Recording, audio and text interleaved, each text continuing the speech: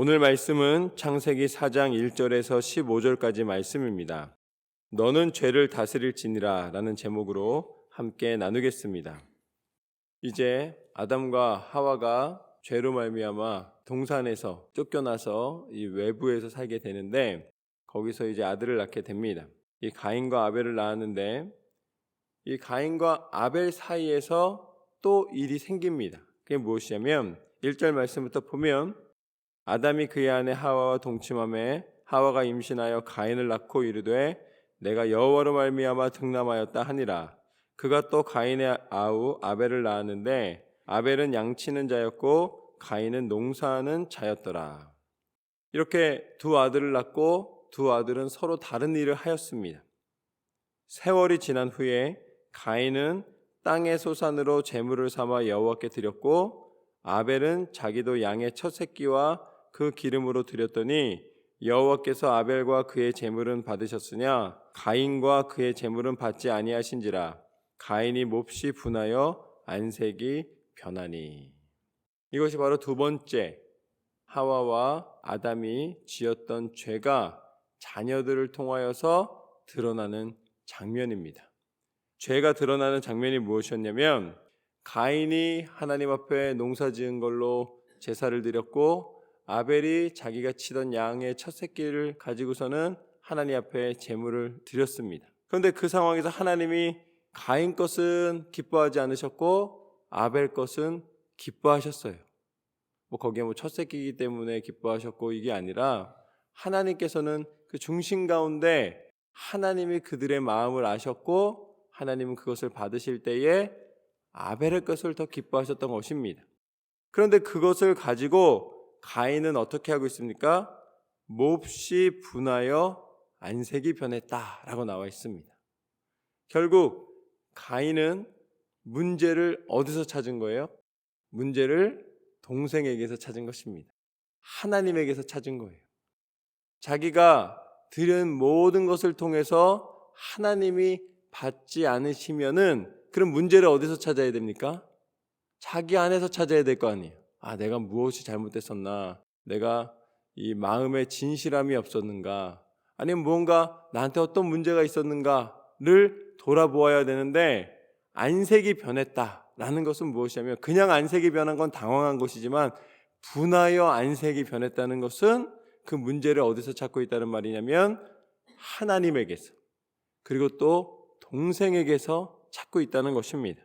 여기서 우리가 알 수 있는 죄의 특성을 알 수가 있습니다. 첫 번째 죄의 특성은 무엇이냐면 문제를 밖에서 찾기 시작하는 거예요. 나는 문제가 없고 너는 문제가 있다. 이것이 문제가 되었다. 불평과 불만과 마음속에 있는 분노가 다 밖에 있는 대상을 통해서 일어났다고 여기는 것입니다. 여러분, 저는 하나님의 은혜와 능력이 우리의 모든 삶 속에 하나님의 뜻을 발견하는 데부터 우리의 영혼이 다시 살아나게 되는 줄로 믿습니다. 밖에서 찾으면 안 돼요. 죄는 밖에서 자꾸 문제를 찾으면서 스스로 분노하고 스스로 다른 사람에게 전가하려 하지만, 그럼 거꾸로 회개는 뭐예요? 회개의 시작은 아주 단순해집니다. 내 안에 있는 문제를 발견하고 고백하는 데부터 시작되는 것입니다. 새로운 해를 맞이하면서 하나님 앞에 한 걸음 한 걸음 나아갈 때에 죄의 특성인 밖을 바라보면서 밖에서 문제를 찾고 밖에서 무언가 나의 것을 변명하려 하는 삶이 아니라, 내 안에서 하나님 앞에 드려야 하는 신실한 마음을 회복하시기를 주님의 이름으로 축원합니다. 그래서 여호와께서 이렇게 말씀을 하십니다. 여호와께서 가인에게 이르시되 내가 분하여 함은 어찌 됨이며 안색이 변함은 어찌 됨이냐? 내가 선을 행하면 어찌 낯을 들지 못하겠느냐? 선을 행하지 아니하면 죄가 문에 엎드려 있느니라. 죄가 너를 원하나 너는 죄를 다스릴지니라. 하나님은 가인을 사랑하셨습니다. 그래서 가인이 죄에 넘어지기를 원하지 않으셨습니다. 그래서 가인에게 알려주시는 거예요. 어찌하여 너의 안색이 변하고 어찌하여 분하고 있느냐. 가인은 깜짝 놀랐을 거예요. 어떻게 하나님이 내가 이렇게 화가 나 있는 걸 정확하게 아셨을까? 그러면 어떻게 해야 돼요? 깨닫고 변화되어야 되는 것은 내 안에서 일어나야 되는 일입니다. 그 내 안에서 일어나기를 원하면서 하나님이 알려주셨어요. 죄가 너를 원한다. 그러면 사단이 끊임없이 너를 공격한다. 네 마음을 흔들어 놓는다. 이 뱀이 나타나서 하와를 유혹했던 것처럼 죄는 끊임없이 우리를 공격하고 우리 가운데 우리의 마음을 흔들어 놓고 믿음을 흔들어 놓기를 원합니다. 하나님은 그것을 분명하게 말씀해 주셨어요. 죄가 너를 원하지만 너는 어떻게 하라고 그러셨어요? 죄를 다스릴지니라. 여러분, 우리가 하나님을 온전히 의지하고 나아가면 하나님은 우리에게 죄를 다스릴 권세를 주신 줄로 믿습니다. 어떤 사단의 권세도 우리를 틈탈 수가 없는 거예요. 우리 스스로가 욕심이 나서 귀를 사단에게 열고 자꾸 유혹으로 빠져 들어갈 뿐이지, 온전한 믿음 가운데 하나님 말씀 붙잡고 나아가는 사람에게는 사단이 함부로 할 수가 없습니다. 하나님은 죄를 다스리라고 권한을 주셨고 또 그러한 축복을 허락하여 주셨습니다. 너는 더 이상 죄의 노예가 아니다 라고 말씀해 주신 것이죠. 그런데 하나님이 그렇게 말씀해 주셨건만 가인의 다음 장면은 이것입니다. 8절에 보면 가인이 그의 아우 아벨에게 말하고 그들이 들에 있을 때에 가인이 그의 아우 아벨을 쳐 죽이니라. 결국 가인은 죄 가운데 들어가고 말았습니다. 하나님의 사랑으로 그렇게 알려주셨건만 결국 하나님의 음성보다는 아우와 비교하고 밖에서 문제를 찾았고 결국 죄에 빠지게 되었습니다. 그래서 9절 말씀에 보면 이렇게 나와 있습니다. 여호와께서 가인에게 이르시되 내 아우 아벨이 어디 있느냐? 그가 이르되 내가 알지 못하나이다. 내가 아우를 지키는 자니이까. 이르시되 내가 무엇을 하였느냐? 내 아우의 핏소리가 땅에서부터 내게 호소하느니라. 땅이 그 입을 벌려 내 손에서부터 내 아우의 피를 받았은즉 내가 땅에서 저주를 받으리니 내가 밭을 갈아도 땅이 다시는 그 효력을 내게 주지 아니할 것이요 너는 땅에서 피하며 유리하는 자가 되리라. 우리는 죄를 지면 내 욕심이 채워지고 내 모든 것이 해결될 것처럼 생각을 합니다. 그게 죄의 특성이에요. 근데 죄를 지면 어떻게 되는 거예요? 더 큰 문제 속에 빠지게 됩니다. 같은 땅입니다. 그 전에 하나님이 받아주지 않으셨지만 그래도 농사를 지을 때에 자신이 열심히 땀을 흘리면 거둘 수가 있었어요.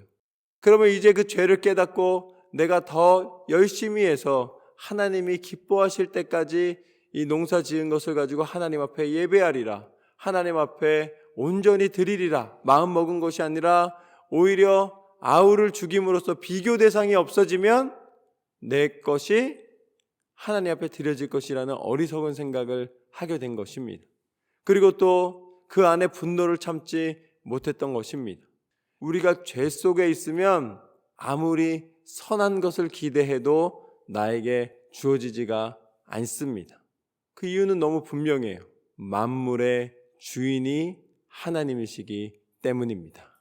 사람의 능력과 사람의 관점으로 무언가 이루어질 것 같지만 아무리 노력해도 되지가 않는 거예요. 주는 사람이 안 주는데 어떻게 받을 수가 있겠습니까? 내가 아무리 땅에 수고를 해도 소산을 얻지 못함은 하나님이 그 모든 것을 주관하고 계시기 때문이라. 주관하고 계시는 하나님의 말씀을 붙잡고 그 말씀대로 순종하여 하나님의 뜻대로 나아가는 삶이 축복의 삶인 줄로 믿습니다. 가장 큰 것은 하나님으로부터 우리 가운데 오노라.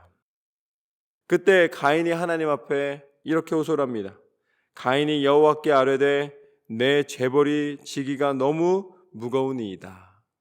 하나님, 제가 이렇게 해서 어떻게 살 수 있을까요? 이제야 깨닫게 되는 것이죠. 아, 이게 아니었구나. 그때 14절 말씀부터 보면 주께서 오늘 이 지면에서 나를 쫓아내시온즉 내가 주의 낯을 배웁지 못하리니 내가 땅에서 피하며 유리하는 자가 될지라. 무릇 나를 만나는 자마다 나를 죽이겠나이다. 여호와께서 그에게 이르시되 그렇지 아니하다. 가인을 죽이는 자는 벌을 7배나 받으리라 하시고 가인에게 표를 주사 그를 만나는 모든 사람에게서 죽임을 면하게 하시니라. 사실 하나님이 화나셨을 거예요. 아벨을 죽였고, 그리고 또 하나님 앞에 죽여놓고도 내가 동생을 지키는 자입니까? 라고 거꾸로 거짓말하고 숨기고 물어보는 가인의 태도를 보면서 그것을 기뻐하실 수가 없었습니다. 그런데도 불구하고 가인은 하나님 앞에 뭐라고 말씀드리냐면, 하나님, 내가 이 소산도 얻지 못하고 또 그 죄의 이 그늘 속에 살아간다면 많은 사람들이 나를 보고 이걸 알게 되면 나를 죽이게 될 것입니다. 당장 부모님만 해도 이것을 어떻게 이해해 주실 수 있겠습니까? 이렇게 가인이 하나님 앞에 아뢰었을 때에 하나님 뭐라고 말씀하시냐면, 너를 만약에 해하려는 사람은 벌을 7배나 받을 것이다 라고 말씀하십니다. 가만히 들여다보면 지금 가인이 죄를 지었고 가인이 벌 받아도 지금 마땅하다라고 하실 판인데, 너는 사람들을 피해야 되고 너는 사람들한테 공격받을 것이다 라고 해도 이해가 되는 장면이에요. 그런데 오히려 하나님이 이 가인을 어떻게 하십니까? 보호해 주시는 것을 볼 수가 있어요. 가인에게 표를 주시면서까지 가인이 다른 사람들에게 해를 받지 않도록 만들어 주십니다. 그럼 이걸 통해 무엇을 알 수가 있을까요? 여전히 하나님은 죄를 미워하시지 사람을 미워하지 않으신다는 사실입니다. 그리고 가인의 죄를 다스리시는 분은 누구십니까? 하나님이신 줄로 믿습니다. 아무리 사람들이 가인이 나쁘다고 할지라도 그 가인의 죄는 누구 거예요? 가인의 것입니다. 그것을 판단하거나 그것을 가지고서는 벌을 줄 수 있는 건 하나님이시지, 그 공의의 잣대, 그 형벌의 심판의 잣대는 나한테 있는 것이 아니라는 거예요. 그런데 우리는 어떻게 삽니까? 수많은 가인을 찾아내기를 원해요. 가인을 색출해서 너 죄졌지? 그러고서는 판단하고 정죄하기를 원합니다. 그건 어떤 죄냐? 오늘 말씀에 뭐라고 말씀하세요? 7배나 더한 죄라고 말씀하고 계십니다. 여러분, 남을 판단하는 죄에서 이제는 자유해지시는 한 해가 되시기를 주님의 이름으로 축원합니다. 남을 판단하는 잣대가 아니라 그 생각이 들 때 오히려 그 방향을 다시 한번 나를 돌아보는 곳에 사용하십시오. 그리고 여러분의 신앙과 여러분의 하나님을 향한 사랑이 더 온전히 고백되어지기를 소망합니다. 하나님은 그것을 기뻐하십니다. 결국 가인의 죄는 하나님과 가인의 관계이고 우리가 판단할 몫이 아니다. 우리는 어떻게 살아야 되는가? 다시 가인을 통해 알려주신 것처럼 우리 자신을 돌아보아 밖에서 문제를 찾는 것이 아니라 내 안에서 다시 한번 회개하고 성결함을 힘입어 하나님을 기쁘시게 해드리는 참된 예배자로 살아야 될 줄로 믿습니다. 하나님은 우리 가운데 이 모든 것을 성결케 하는 길을 허락해 주셨습니다. 사람이 자꾸 밖에서 죄를 찾는 이유는 무엇이냐면 내 죄의 자유함을 얻기 위해서입니다. 다른 사람이 나보다 큰 죄를 지면은 상대적으로 작은 내 죄는 어떻게 되는 거예요? 괜찮아 보이는 거예요. 그러니까 이거는 반복해도 되는 것처럼 생각하는 것이죠. 그러나 하나님은 근본적인 죄의 해결을 밖에다 두지 않으시고 우리 안에서 해결할 수 있는 길을 허락하여 주셨습니다. 그것이 무엇입니까?